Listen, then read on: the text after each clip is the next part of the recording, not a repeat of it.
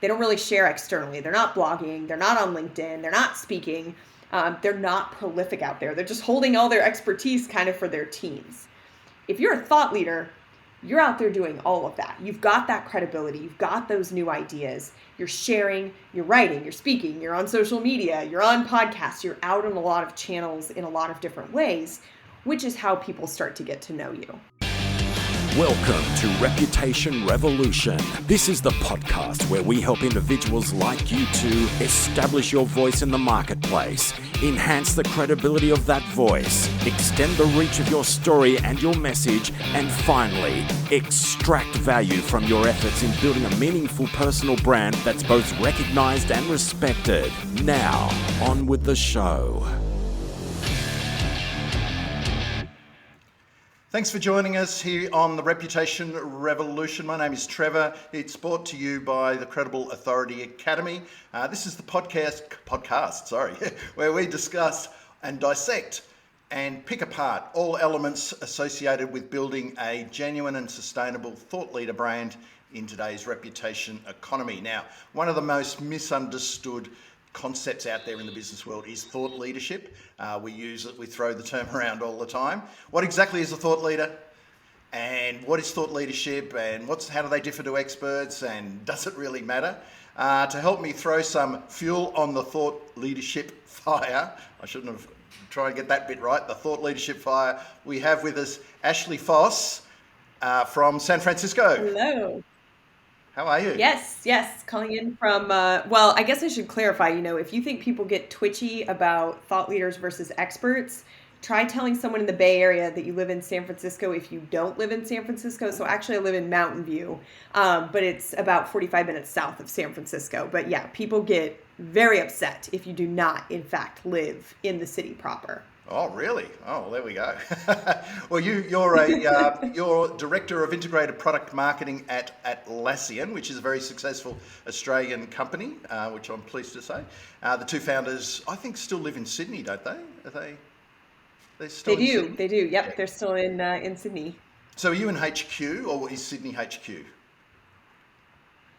So we've got our U.S. headquarters in the Bay Area, and then we've got, Sydney HQ. That was the original kind of founding place. So we've got a nice big office in Sydney and then a couple of offices around the world, actually. So, yep, I'm in U.S. HQ in the Bay Area. Excellent. Now, Ashley has popped up on my radar in recent times on LinkedIn. She's posting some real I think thought-provoking stuff on the platform, along with the odd picture of cakes.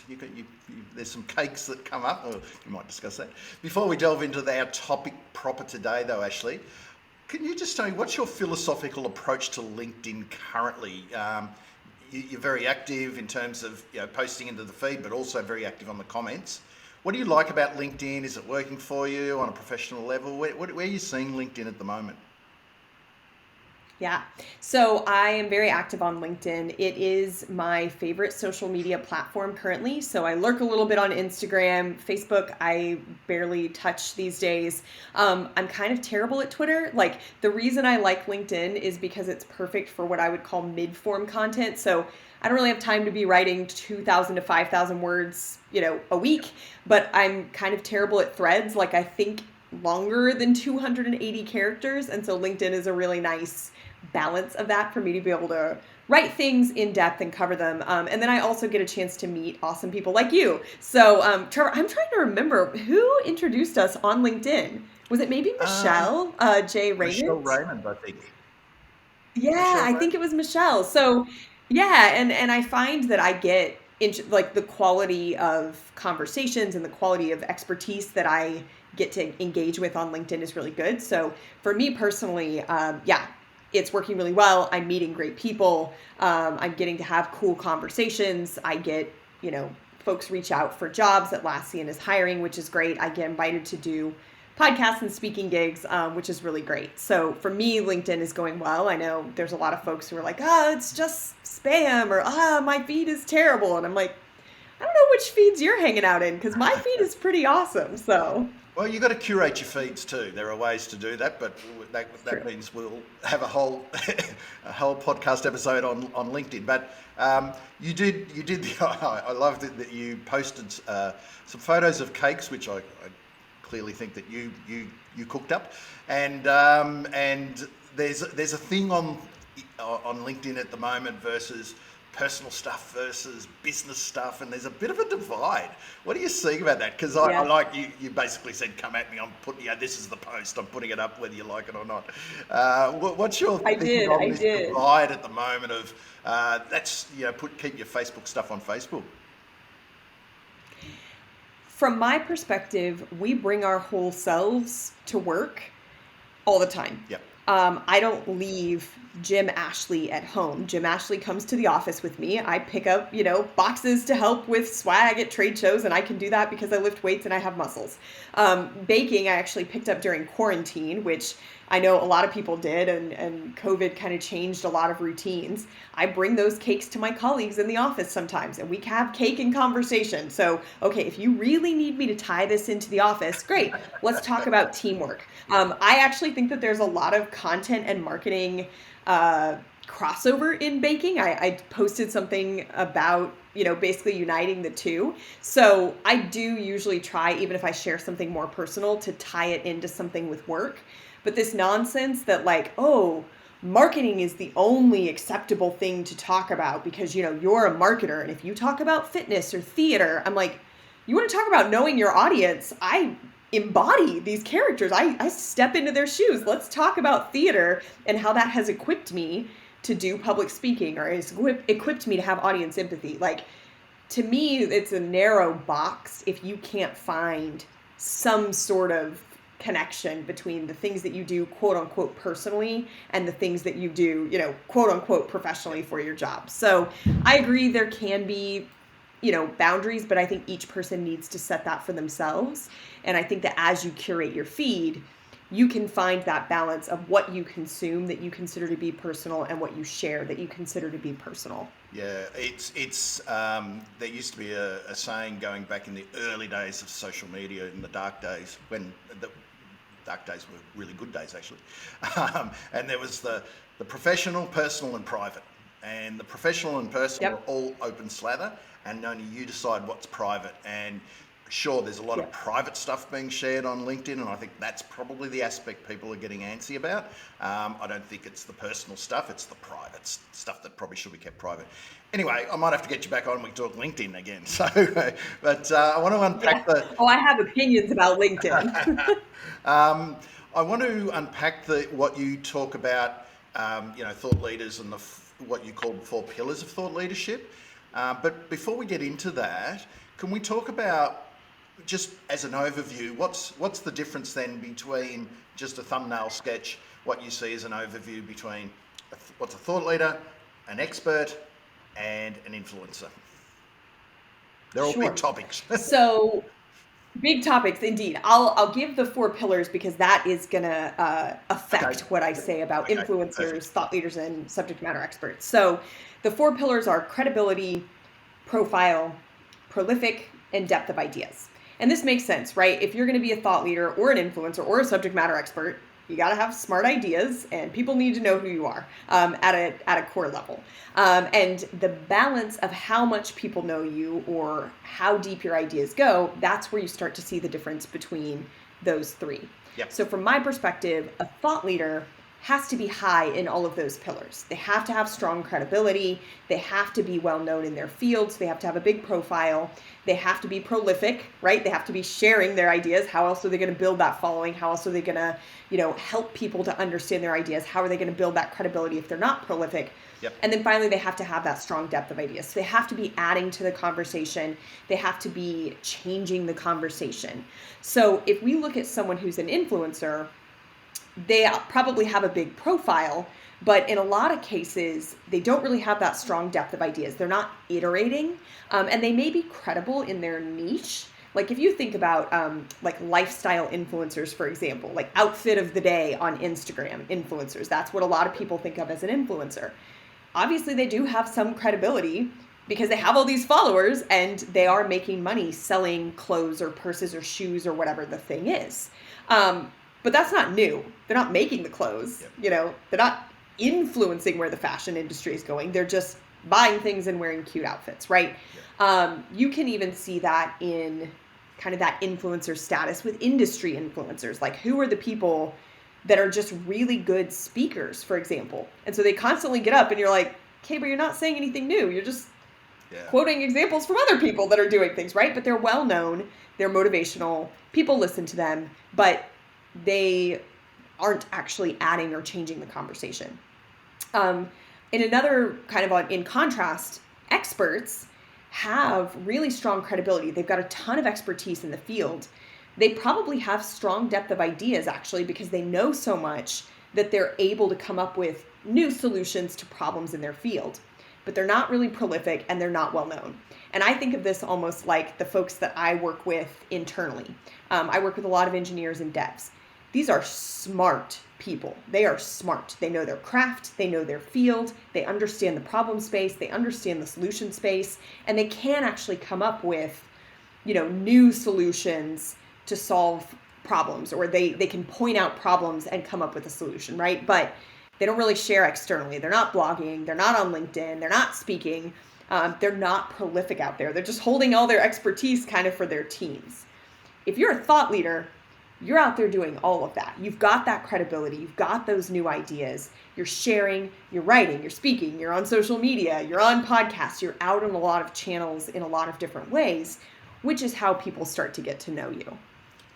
Yeah, it's thanks for sharing that, because there's a lot of crossover too, and I think some people might sit back and say, well, what does it actually matter? And I think it does matter from if you want to aspire to build a personal brand-based business, for example, or the leader of a business or an entrepreneur or whatever, and you want to get on in life professionally, then it's actually good to know kind of what lane you're in. And I sort of teach this now because I look at it through the lens of content. I've been, for about, I think, 8 or 9 years, been looking at this sort of thing through the lens of content first versus Expertville versus Visionary, which I'm going to get into later. An author called Andrew Davis talks about leaving Expertville and going to Visionary Town. So if we've got time, we'll discuss that. But, when you look at content, and you come from a content background, in the content marketing world, it's very much around utility content and being useful and helpful and addressing people's information gaps and their pain points, blah, blah, blah, blah, and that's a really good place to start. And no one ever went wrong being useful and helpful. But I've always talked about, to really differentiate yourself, you need to do leadership content. And when I unpack that, it's kind of, that's probably taking us more down the thought leadership path, because people don't know what they don't know. You want to inspire them, challenge them, provoke them.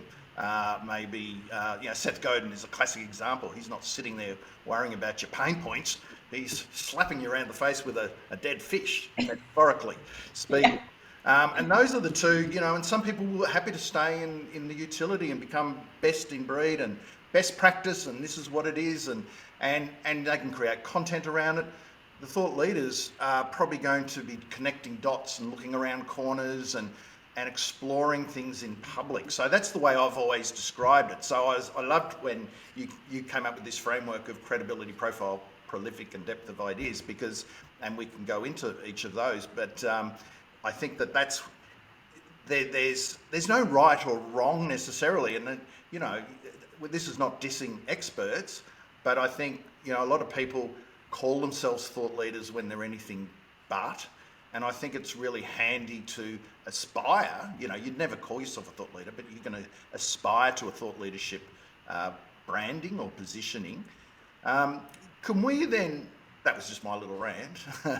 I agree. I love all of this. Yeah, because I think there's, if you want to carve out a thought leadership positioning, and these are the reasons why, and you're wired that way, because I think there are people who are really good and they connect dots, and they're being told, no, but you've got a niche and you can't explore these other ideas, and it blows them up.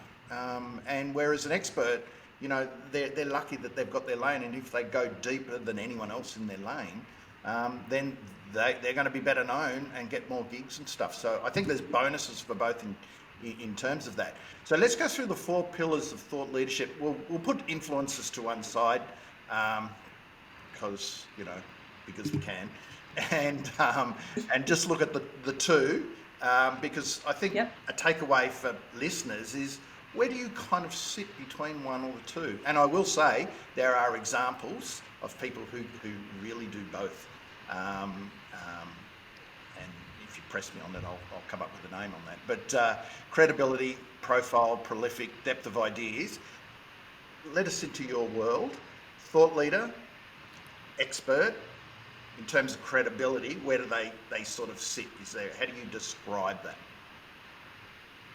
Sure.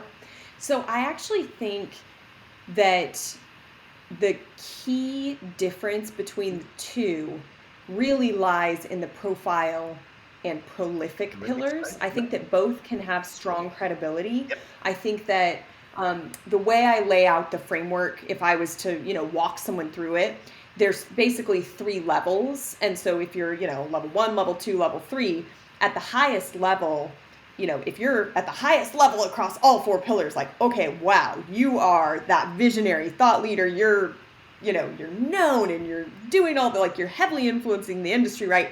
If you're at that first, sad level of all of them, it's like, oh, you're not doing anything. You're not an expert. You're not a thought leader. You're not doing anything, right? So you want to grow in each pillar. I don't actually think that you have to get to the very top to be an effective thought leader or to be an effective expert. There are plenty of people who are making a lot of money for themselves, a lot of money for their teams, and a lot of money for their companies being experts internally. And I think that's great. That's great for everybody. The company gets what they need by having you as an expert. You, if you're the expert, get what you need in terms of, career success, providing for your family, etc. That's a great place to be. The key is when you start to get to that thought leader piece, that's where you're starting to have that external influence. And then obviously the flip side, you can't have that kind of external influence if you don't have that strong depth of ideas. So you have to be an expert in your craft. But to your point, you do have to be making those connections, driving those conversations forward, changing it in some way, not just going all the way down the rabbit hole in one area. Yep. So I actually think the credibility pillar is not a key differentiator between the 2. I would say it's more about being prolific and having that profile would be the key differences between those 2. And I think sometimes for the people that want to be thought leaders, they kind of think that experts are, lesser than, or they are like, ugh, experts. Even that sense of leave expertville, become a visionary. I don't actually know that you have to be a visionary to be a happy, successful, wealthy, impactful person, but again, for yourself or for your company or business, whatever it is, right? So I don't necessarily think I would juxtapose them that way as much as I would say, what are you tilted toward? Do you make those connections? Are you doing novel things? Are you trying to have more external influence? Or if you want to stay more private and be that internal expert and become the go-to person for a very small cohort of people, that's totally fine. I think where we get in trouble is where we insist that experts must go external and they must push toward thought leadership. Or you've got thought leaders who are nonsense. They aren't actually thought leaders running around claiming that they're thought leaders. And it's like, okay, you have no depth of ideas. You're not an expert. How do I trust what you're saying in this field when you've been in, especially early career people? It's like, oh, I've been in marketing for 1 year. I am a marketing thought leader. No, you're not. You don't know about marketing, right? Have you built a business? Have you built a following? No, you don't know marketing, right? So I think that there's elements on both sides of that. No, that's a fair call. And I think and I agree that, credibility, it goes across both. I mean, credibility is I think the key, because you earn it, you build upon it, you reinforce it, and credibility and trust are 2 major currencies today in the professional world. Yeah. And depth of ideas will clearly, the ideas when you're connecting dots and you're looking around corners and looking at trends and exploring ideas in public, which I think a thought leader does, whereas with the expert, their lane is probably a little bit more narrow. They understand best practice, new things come into that sphere, and then they update their knowledge all the time. I think just going back to the Expertville versus Visionary Town from Andrew Davis, and Andrew's a wonderful speaker and he's an author, and I believe he's a genuine thought leader in his own right, but he's exploring this concept in public, and that's a great example of a thought leader at work. I think his notion though, and I kind of agree with it to a degree, that expertise is becoming commoditized, and because you can learn anything and you can go to Google or YouTube and pretty much you can become in air quotes, an expert in a lot of things, medicine and health and astrophysics notwithstanding. But they, if you're going down that path, that the commoditization, I just think that if you want to stand out as an expert, it's just a little bit harder, I would say, personal branding wise, to do that, because you've got so much more competition.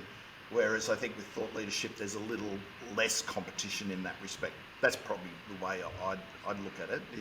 Does that sort of resonate? Yeah.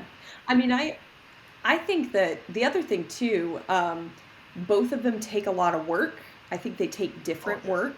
Yeah. The, thought leadership, being out there, and I would say, I, according to my own framework, am not a thought leader, which is fine, but it takes a lot of work. Like, I would love to get to that point, but that means that I have to do a lot of extra work. Not only do I have to keep up with my field, keep up with my job, like actually be successful in my personal career, I now have to shape that in a way that other people can learn from it, in a way that it starts new conversations in the market. It's not just, hey, I ran this campaign and it worked really well for me. Good luck. Yeah. No, I have to frame this up in a way. And again, it's funny sometimes when I talk about some of the frameworks I've created and people are like, okay, so step by step, exactly how do you do this? And I'm like, well, I've actually given quite a bit of detail and guidelines that you can follow, but like, it's not like as soon as you hit your 5,001th follower that now you're a thought leader. Like, whoa, it's not that hardcore, And I think that presenting things in a way that other people can build on them and that can be influenced by them, like that's really hard. And so I think that, I guess that's what I would say is that, you're right, that expertise is becoming commoditized. You can look anything up.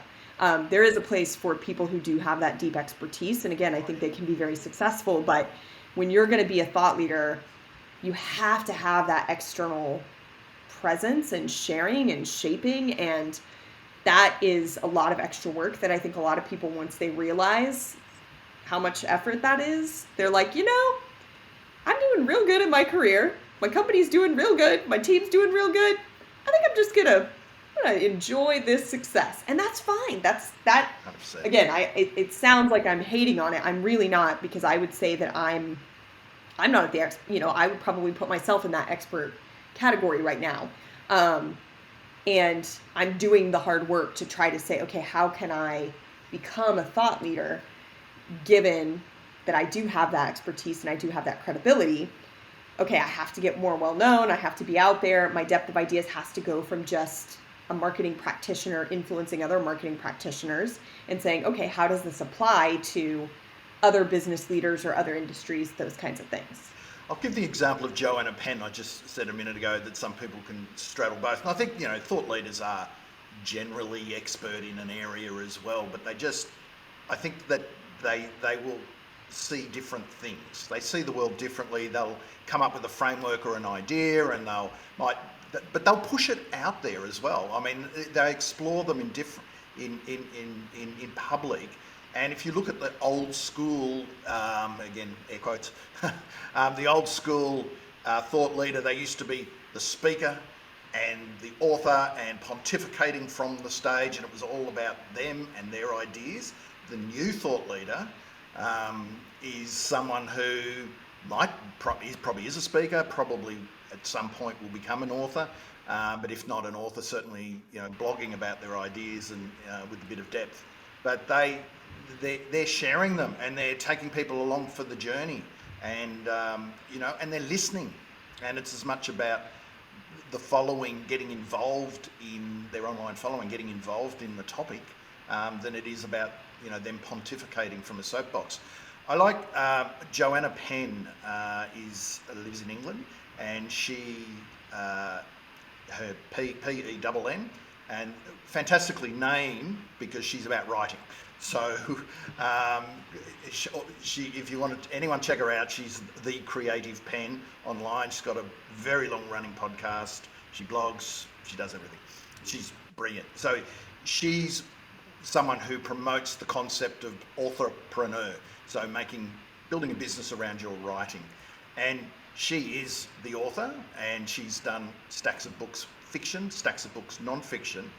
So her non-fiction stuff actually is the real utility teaching. She's an expert. She's done it time and time again, and refined her ideas and her frameworks. And then she teaches that. But she's also a bona fide thought leader. She's being asked to speak at conferences, and on a podcast she talks about NFTs and the future of publishing and Web3 and audio, where the audio is going. And she's looking around corners, and she's pushing boundaries, and she's connecting dots. And a classic example, you don't have to be one or the other. One feeds the conversation, and then she probably makes and builds the following, and she probably makes the money out of the utility and the expertise. The Creative Pen, Joanna Penn. If you're interested in writing, definitely worth checking her out. But she's worth looking at to see that how you can straddle those two sides, and it's not necessarily one way or the other. But I think for sanity's sake, do you think it's good to, I want to be great at this thing. I'm going to stay up to date with best practice. I'm going to, this is how you do this. I'm going to become a teacher. That sits in Expertville, I suppose. I think that sits in Expertville. I mean, I think the other reason why, I know some people might be listening and saying, like, this is just semantics, it doesn't matter. And I think where it does matter is it does influence, particularly when you start getting into, I come from business to business software as a service, right? And so we're selling to other businesses. And what I hear frequently, I used to be in startups before this, is people say, we need to do some thought leadership for the founder. And I'm like, okay, what is this thought leadership going to be about? Well, about why our product is the best. Or you're going to do sales content. Like, you want to put the founder's name on sales content. No, if it's the founder, it's thought leadership. And I'm like, okay, again, you don't do thought leadership for either the founder has thoughts that they want to share, or you are going to do marketing about your product. Those are not the same. And what I would say too, when people think about experts, it's the same type of thing. We need an expert to come in and do the thought leadership. Okay, what are they going to talk about? Well, they know the product inside and out. Once again, they're going to teach somebody how to use the product or implement the product. And that's great. Yep. We need to do that. We want an expert to do that. But I think that being intentional about the language that you use flows down into the tone of the asset, the channel that you distribute it on, the audience that it's meant to be consuming it, the action that you want them to take. If you want someone to purchase something, it's not thought leadership. That's purchasing. That's buy intent content. If you want someone to use the product or tool or whatever it is, that's using the product or tool. That's not thought leadership. And so I think that it does matter in terms of the language, because that flows all the way through the process of creation, distribution, consumption, and action that you want from that audience, and what is the value to them. And so I do think that it's not just semantics. It does matter. And you use them in different ways, right? Like putting an expert on, call it the TED stage, the main TED stage. If they stand up and just start sharing about, the history of whatever their industry is and how they fit into it and that's not the place for them to do that. Versus if you put a thought leader, quote unquote, into, call it customer support, and they're like, what if we think about how might we do this thing, right? The customer's gonna be like, no, my freaking product is broken. I need you to fix it right now. And then you've got a thought leader pontificating about like, what is the future of this problem set even at all? Like, it's very mismatched. And so you do need to understand, again, it's not just semantics. It's like, no, what does this person, what value are they providing to the audience? That matters. I love that because, because the concept of thought leadership and personal branding and all of that stuff has been bastardized within an inch of its life, it's very easy to see why cynics say, they say what it is. They dismiss the concept, but in dismissing the concept, they miss out on the opportunities that come with that. And to my mind, personal branding sits at the heart of it, and then the thought leadership or the expert positioning or identity falls out of that. But it does matter, and I agree. It's not. It does on the surface sound semantics, but if you do dig in, people need cognitive shortcuts too, don't they? They don't sit there and say, oh, that person's a thought leader. But if that person is consistently doing thought leadership things, then they're more likely to follow them and to get involved. And, changing the way people think about a topic or an issue can be really important. Otherwise, we all just go through life and we don't change the way we think about things. And that's why thought leaders are important.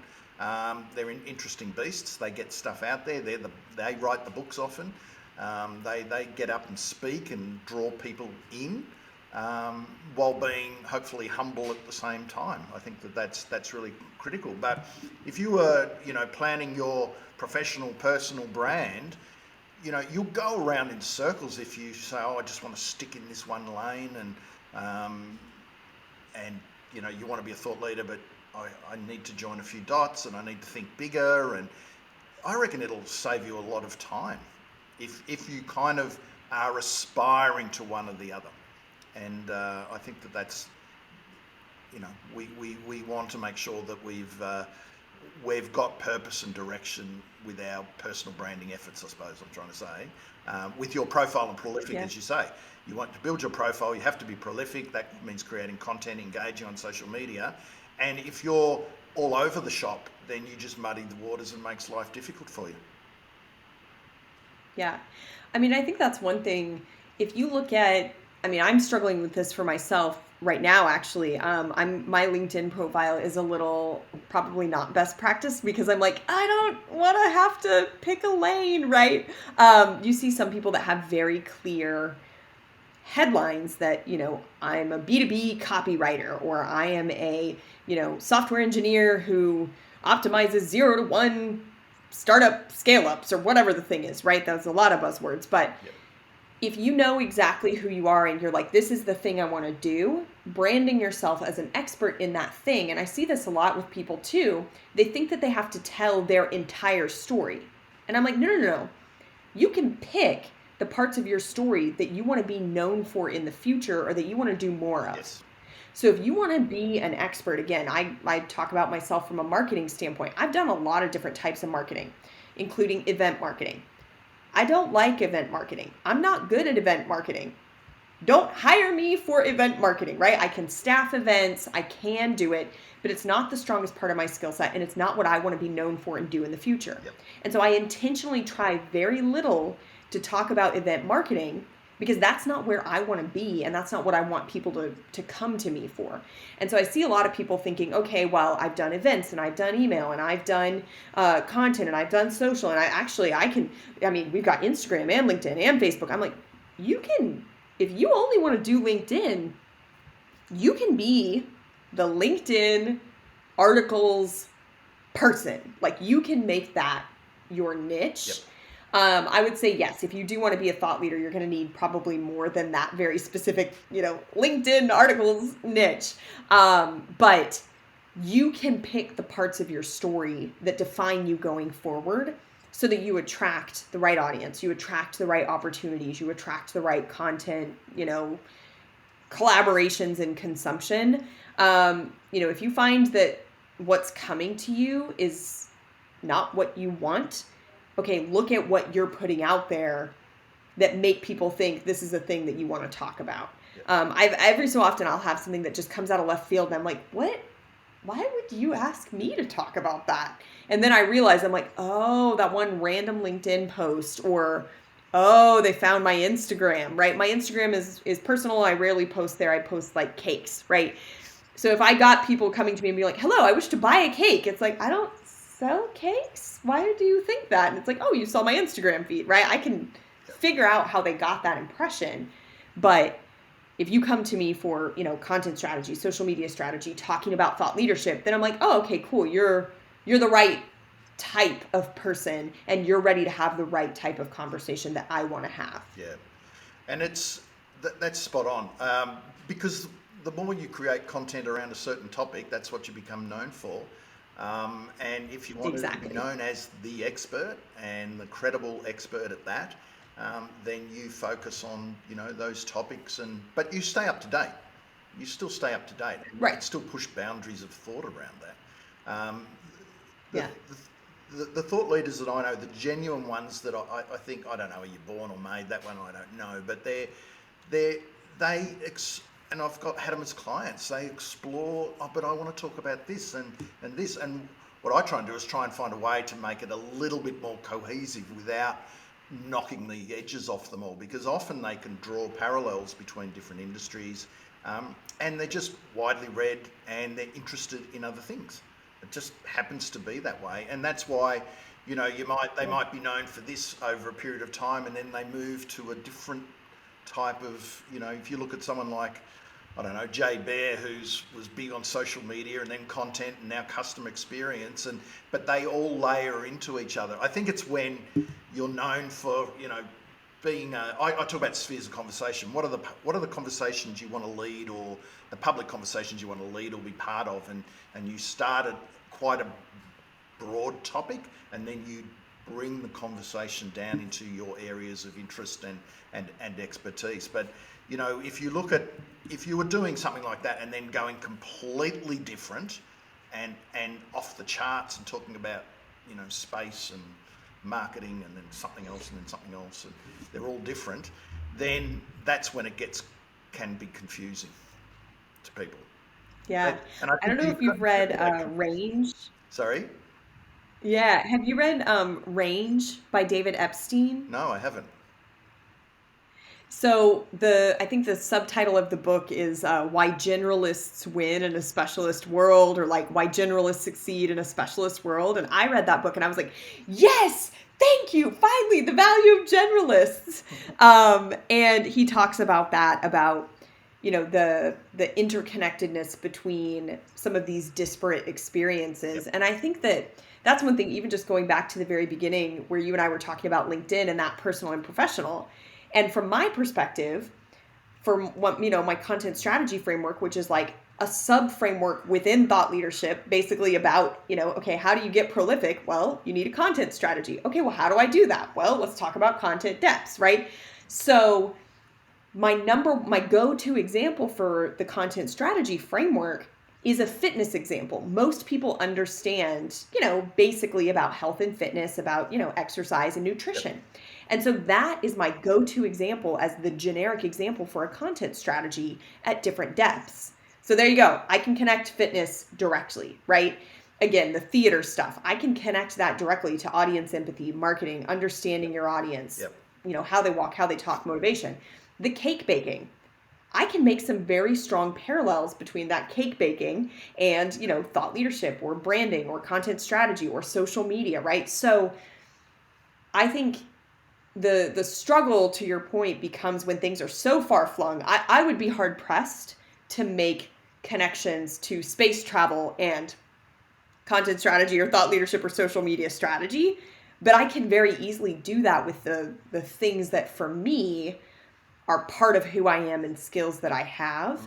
I also do kiteboarding. I have struggled to connect kiteboarding. I've tried a few times. It never lands well to try to connect kiteboarding into marketing or content strategy. I tried it. It failed. I was like, maybe it's just this one. No, I've tried it 2 or 3 times. My audience does not like that. Great.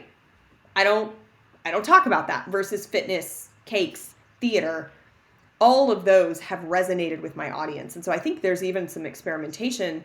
Thought leaders are willing to say they're wrong. They're willing to update their thoughts. Yep. They're willing to say, you know what, I was a step or two ahead and I was wrong. Or, hey, I have been doing this for 20 years, 15 years, 10 years, whatever it is. What I thought a decade ago is no longer correct. I've updated my mindset. And so I think that's the other big thing is you have to be willing to test that out to see how strong those ties are. And if they're weak, totally fine. Let it go. Distance yourself from it. But you can't just be so married to, I've done this one thing, narrow blinders for 10 years, and this is the way it has to be.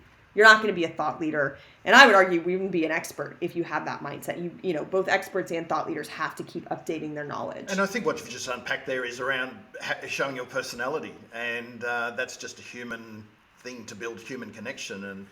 And you know, you don't necessarily have to tie, what was it, kite surfing to kiteboarding to actually to marketing, but it is, you know, part of your remit. And you know, if you sat there and you know taught people how to do it, then that's a different ball game. But just every now and then you drop that personal stuff in, because that makes you a bit different. It was interesting. I did say about, we both said that, you know, how do you tie space travel with marketing? And I remember, you might know of David Meerman Scott, the author of The New Rules of Marketing and PR, and a former guest on this show, and he wrote a book called Marketing the Moon. And he's got a big interest in space travel, and he actually has. He's talked about how the moon was the trip to the moon was marketed, and how NASA used to create their own public information office, and they were the media company. They were giving all the media in the early days. So this whole content marketing thing is so not new, as we know.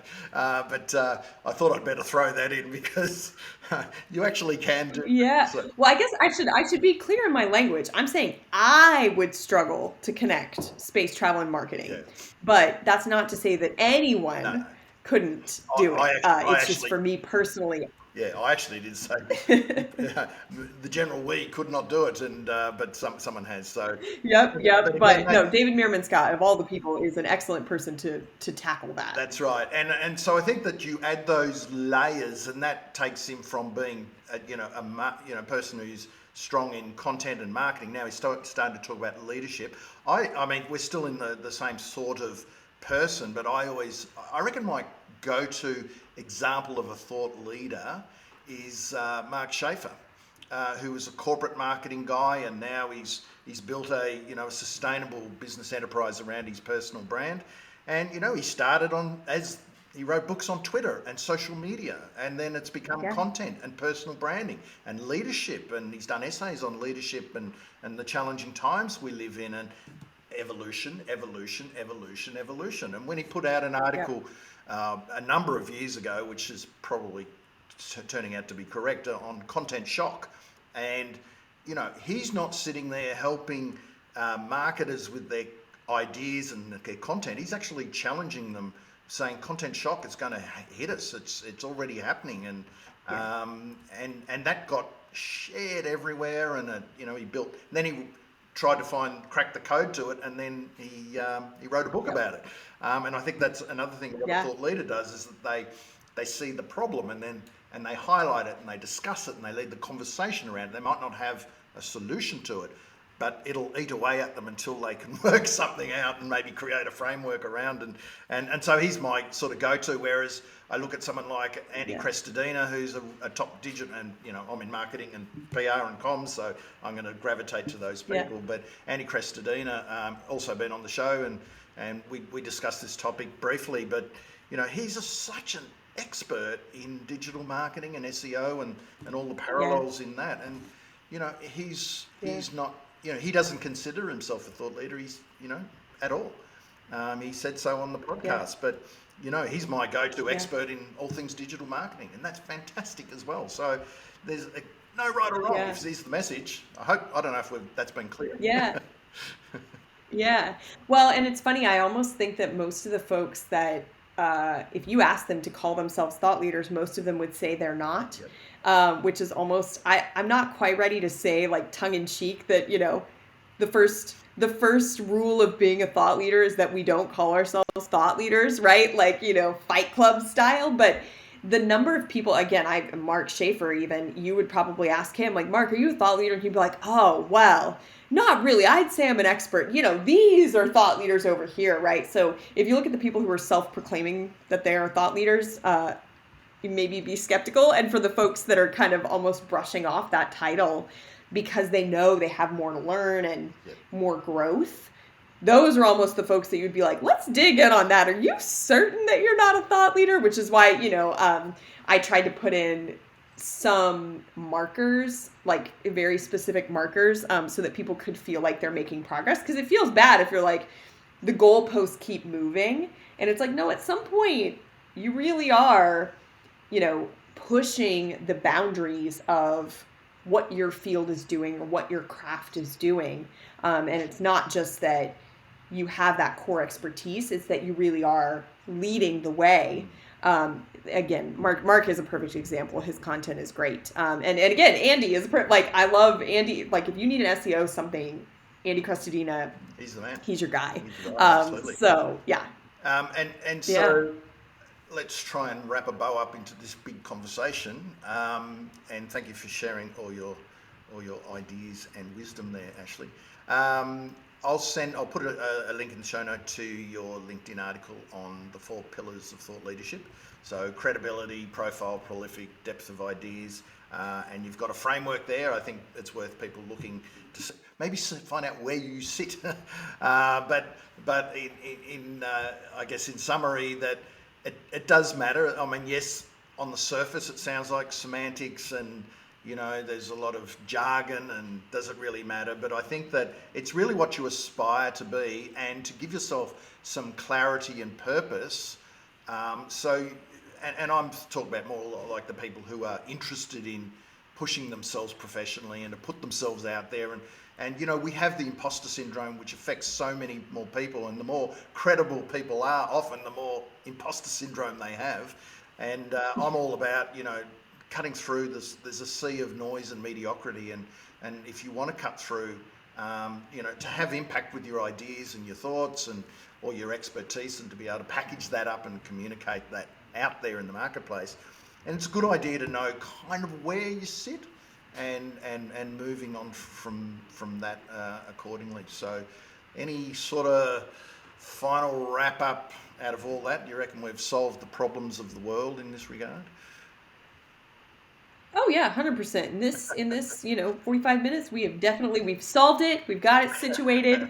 No, I think that there's always room for improvement, whether you're an expert, an influencer, a thought leader. I think that each of those has their place. And so I think, just to your point, knowing where you sit, knowing where you want to be, understanding how you're adding value, that is the big key, and making sure that all of the ideas and actions that flow from kind of choosing a label or aspiring to choose a certain label, that's the real key. It's less about like, I need to be very nitpicky with my language, and more about, okay, I need to be very nitpicky about the value that I provide to my audience. Yep, spot on.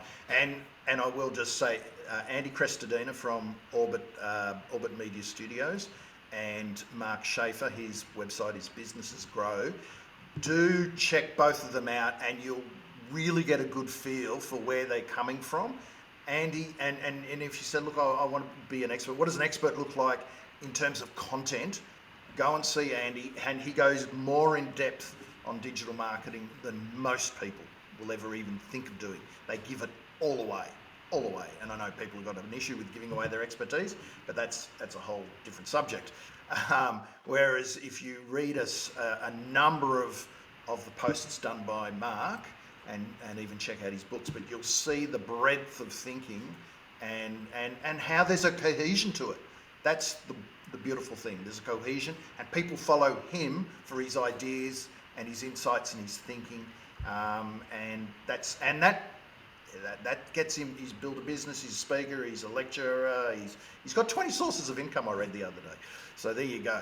If you get it right, things can go really well. Ashley, thank you again. How can people find you? LinkedIn, is that the best one? Yep. LinkedIn is a great place. I'm also on Twitter at Ashley Faus. I respond and hang out in both of those places. And you do respond too. Very engaged in the comments, which is fantastic. Alrighty, thank you very much, and definitely follow Ashley on LinkedIn and get involved in the conversation with her. The reputation economy is here. The world today needs more genuine, credible experts and leaders to stand up and share their experience, their wisdom, their stories and ideas. Are you in?